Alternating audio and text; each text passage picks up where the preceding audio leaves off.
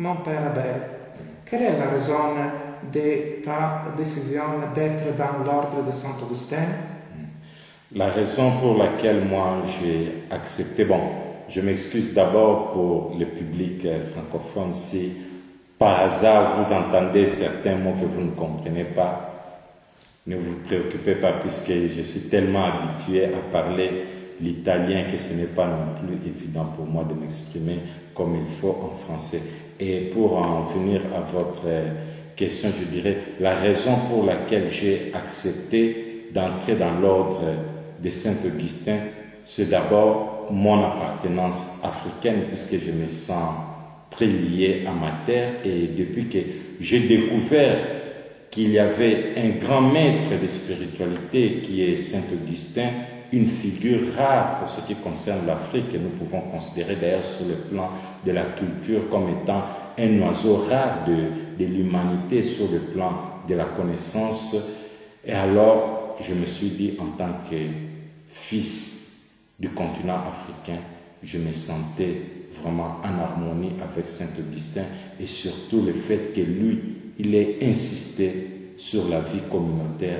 Et chez nous, en Afrique, nous savons ce que représente la communauté. Et alors, sur ce point-là, je me suis senti vraiment flatté pour suivre l'idéal de vie augustinienne et je me sens vraiment satisfait.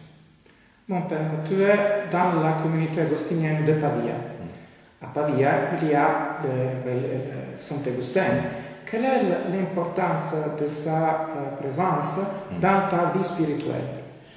Pour moi, d'abord, je voudrais vous situer géographiquement où se trouve Pavia, puisque nombreux, par exemple, dans ma ville natale, Kinshasa, nous avons une grande paroisse dédiée à Saint-Augustin, mais sont très peu les personnes qui savent où se trouve réellement, physiquement, le corps de Saint-Augustin.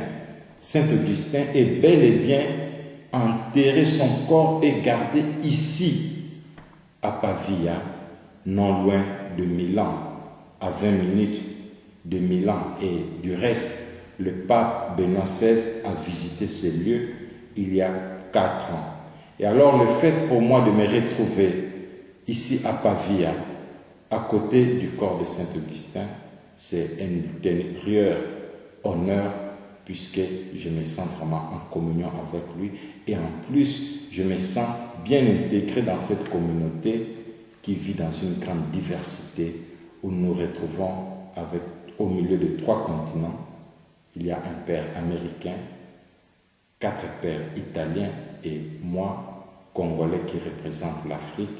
Et en cela, je considère Saint-Augustin comme le trait d'union pour nous. Donc nos diversités ne doivent pas créer des divergences, des divisions, mais c'est pour nous des motifs pour se rencontrer. Et en cela, je trouve aussi un autre message très important, c'est que Augustin n'est pas un monopole, un patrimoine exclusivement africain, mais Augustin est un monopole mondial et nous le divisons, nous le partageons ici au niveau de cette communauté. Pour moi, c'est une grande joie. Mon père, tu seras prêtre de Jésus-Christ. Oui. Comment tu expliques ça à tout le monde? Pour moi, être prêtre, comme on dit, être prêtre selon l'ordre de Melchisédek, c'est une grande opportunité pour servir.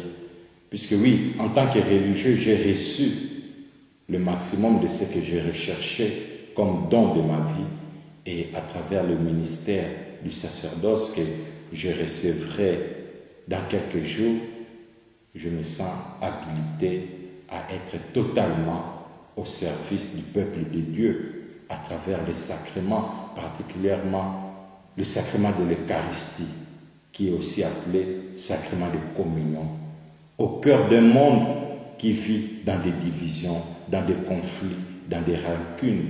Et alors pour moi, offrir le sacrifice de la messe, c'est vraiment me dédier aussi à œuvrer au service de la communion.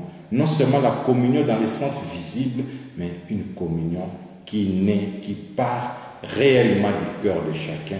Et je pense que cela est une grande opportunité. Puis un second élément, toujours en restant dans le monde des sacrements, c'est le sacrement de pardon, de confession. Puisque nous vivons dans un monde où le mal ne manque pas. Notre finitude humaine, notre faillibilité fait que nous ne puissions pas toujours faire ce que nous voulons faire. Comme dit Saint Paul, les biens que je veux faire, je ne les fais pas, mais les mal que je ne veux pas faire, je les fais.